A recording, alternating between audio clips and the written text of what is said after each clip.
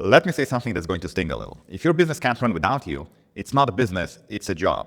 And if you disappeared for 30 days and everything would stall and fulfillment would break, sales would drop, customers would get angry, your team would panic, then you have what investors call a key man risk, which is a polite way of saying the company is worthless without the founder. Most entrepreneurs think they're building freedom, but if your business depends on you, you're not building freedom, you're building a prison with a revenue number attached to it. And in this video, I'm going to show you what key man risk actually is, why it kills your ability to scale, and the simple system to remove it without hiring expensive executives. Let's go.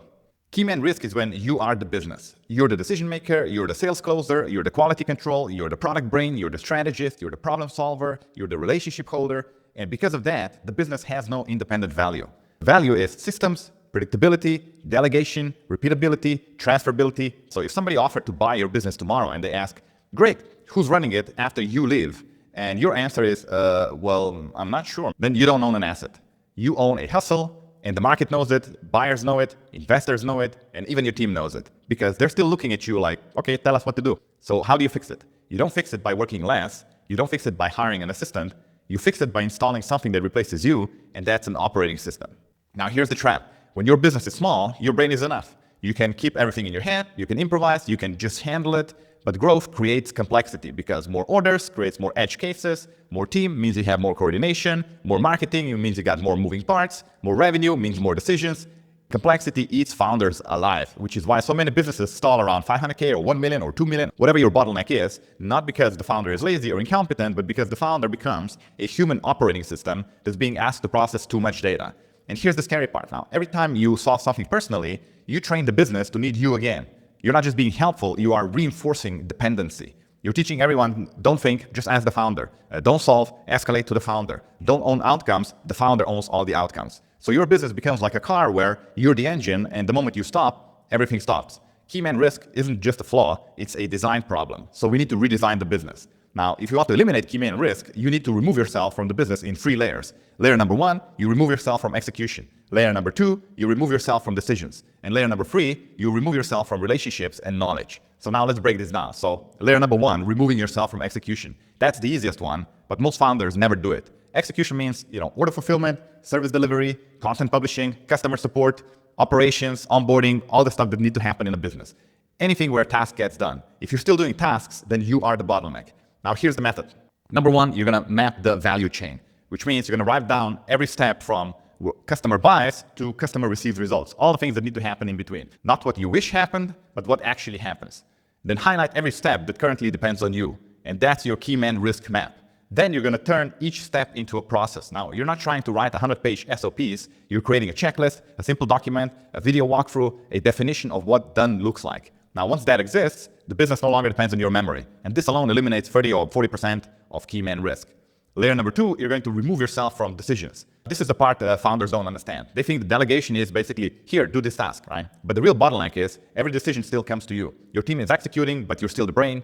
To remove yourself from decisions, you need decision filters. That means rules that allow your team to make decisions without you. For example, if a customer asks for X, here's our policy. Or if margin drops below Y, we do Z. Or if a project doesn't impact one of these KPIs, we don't do it. Or here's how we handle refunds. Or here's how we prioritize tasks, and so on, right? You got decision rules. You're basically transferring your judgments into documents and rules. So your team stops asking, hey, what should we do? And starts saying more like, well, here's the rule, here's the decision, this is what we're going to do. Now that's the difference between a business that scales and a business that drags the founder until they burn. Layer number 3, you're going to remove yourself from relationships and knowledge. This is the sneakiest key man risk, because even if your team can execute and even if they can make decisions, your business is still exposed if you hold key vendor relationships, or you hold the top customer relationships or client relationships, or you're the only one who knows how things work, or the business relies on your taste, your style, your instincts, or like your gut feel.